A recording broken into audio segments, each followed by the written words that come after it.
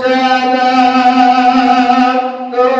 তুবা নঙ্গল পাগা পাবো যদি চাও জানা তুবা নঙ্গল পাগা মৌরনীজিকে পাইবে মৌরনীজিকে পাইবে গো রোজ হাসরের ময়দানে যে আল্লাহুম্মা সাল্লি আলা এই আল্লাহর ভয় যদি তুমি তোমার অন্তরের মধ্যে ঢুকিয়ে রাখতে পারো ওয়ালিমান খাফা মাকামা রাব্বিহি জান্নাতান আমি আল্লাহ তাআলা তোমাকে দুইটা জান্নাত দেব বলে সুবহানাল্লাহ সুবহানাল্লাহ।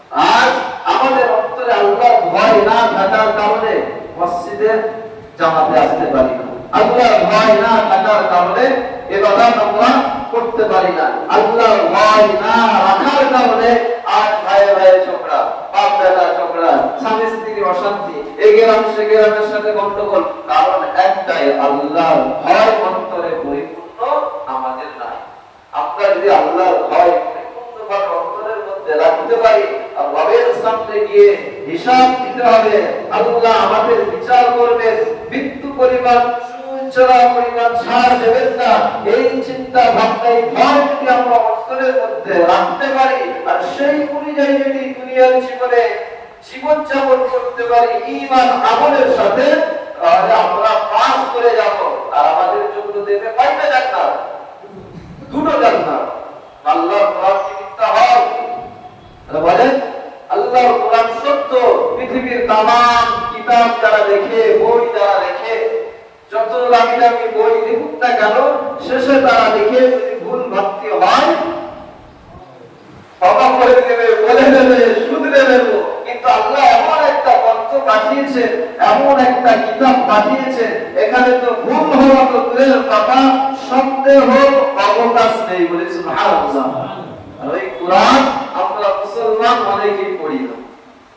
ঘরে আসে যখন বিয়ে হয়, মা বোনেদেরকে জিজ্ঞাসা করা হয়, নতুন বউ আনার সময় মেয়ে কোরআন জানে, মেয়ে নামাজ পড়ে, মেয়ে রোজা রাখে, মেয়ে বোরকা পরে ঘরে, বিভিন্ন রকমের জিজ্ঞাসা করা হয়। কিন্তু বউ আনার পরে কোরআন পড়ে না, নামাজ পড়ে না, কোনো খোঁজ খবর আরে বলো না, খোঁজ খবর নেওয়া হয় না।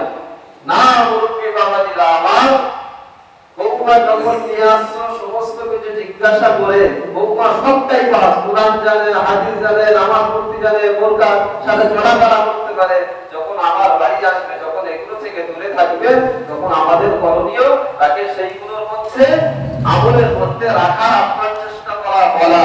কারণ নবীজি বলছে কুল্লুকুম রাঈ ওয়া কুল্লুকুম মাসউলুন আন রাঈয়া, তোমরা প্রত্যেকেই দায়িত্বশীল, প্রত্যেকেই দায়িত্বশীল। প্রতিটা পরিবারের মধ্যে দায়িত্বশীল মানুষ থাকে, প্রতিটা পরিবারের ভিতরে দায়িত্বশীল মানুষ থাকে।